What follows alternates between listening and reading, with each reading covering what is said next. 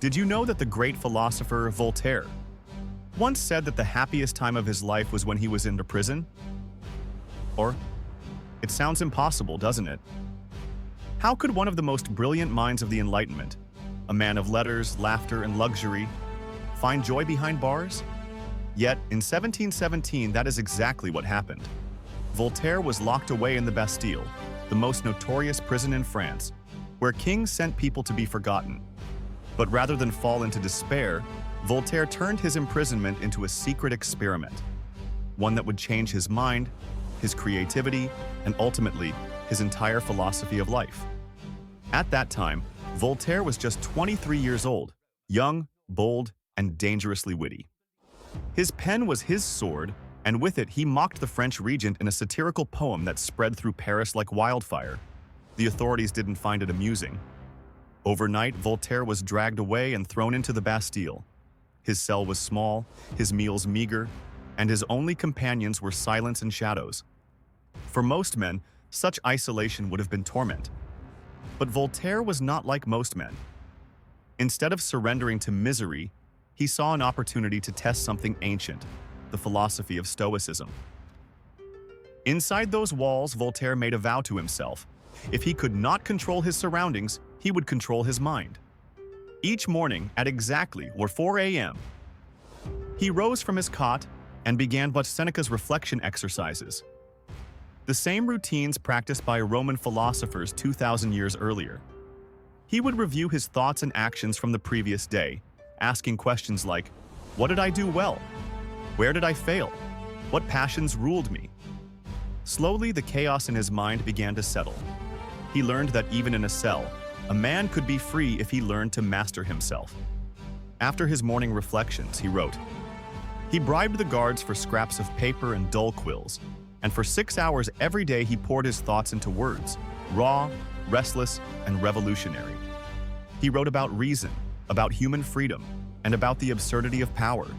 He wrote about truth and humility, and how laughter can be sharper than any blade. These writings, born in captivity, would later shape the ideals of the Enlightenment and influence revolutions across Europe.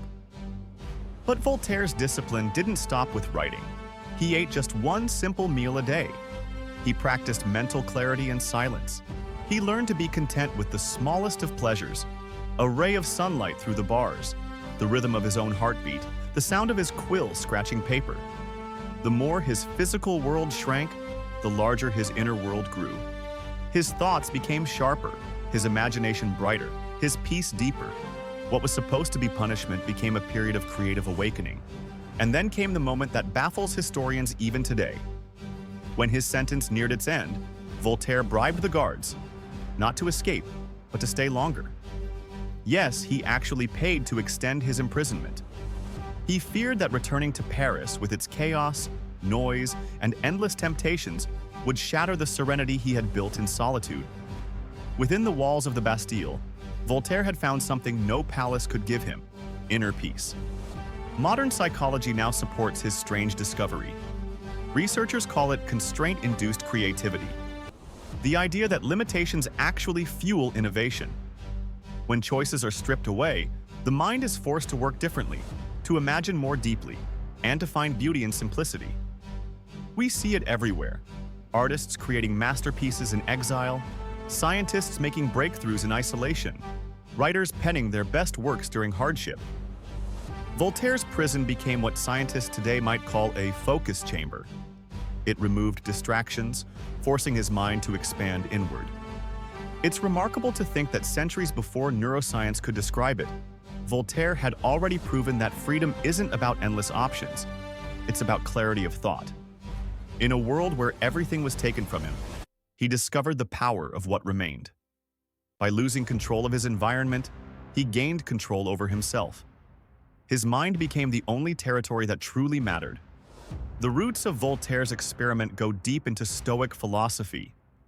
The Stoics, Seneca, Epictetus, Marcus Aurelius, all taught that happiness and freedom are found not in wealth, power, or comfort, but in mastering one's perceptions. Epictetus, a slave who became one of the greatest Stoic teachers, once said, "No man is free who is not master of himself."